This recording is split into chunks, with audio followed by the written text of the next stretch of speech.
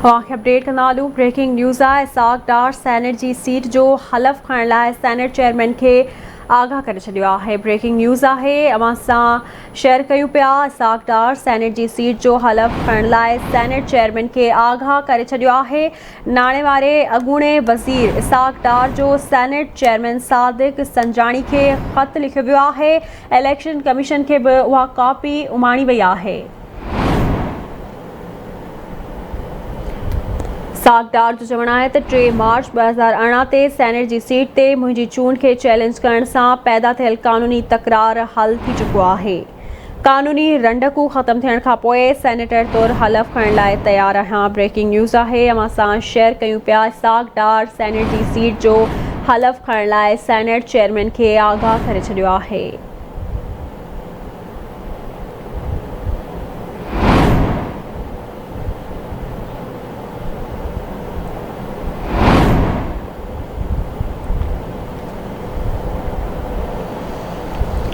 तफ़सील मालूम कंदासीं इस्लामाबाद मां सुभान खोसो खान। जी सुभान, आगाह कजो।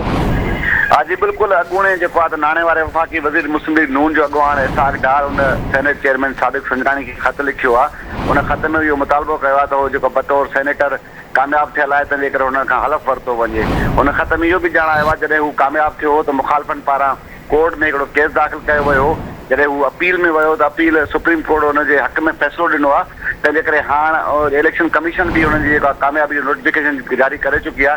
तंहिंजे करे हुनखां हलफ़ वरितो वञे। हुन में इहो चयो वियो आहे त उहो बीमार आहे, पाकिस्तान नथो अची सघे, तंहिंजे करे वर्चुअल वीडियो लिंक ज़रिए हुनखां हलफ़ वरितो वञे। अगरि इहो बि मुमकिन नथो थी सघे त जेको आहे सेनेट चेयरमैन जेको आहे त ॿाहिरि कंहिंखे नुमाइंदो मुक़ररु करे ऐं हू जेको आहे त हुननि खां हलफ़ वठनि। हुननि इहो बि ॼाणायो आहे त जेके डॉक्टरनि जा सर्टिफिकेट्स आहिनि उहे बि उन ख़त सां गॾु उमाणे छॾिया आहिनि। हुन इहो चयो आहे त आइन में इहा गुंजाइश मौजूदु आहे त अगरि को माण्हू बीमारी सबबु मुल्क नथो अची सघे त हुनखां वर्चुअल वीडियो लिंक ज़रिए या हाई कमिश्नर जेको पाकिस्तान जो आहे उहो हुनखां हलफ़ वठे। तंहिंजे करे हुन जेको मां जी पहिरियों ॿुधायो आहे त हुन सादिक संजरानी खे इहो चयो आहे त हुनखां हलफ़ वरितो वञे। जी महिरबानी मां जी आगाह करण लाइ।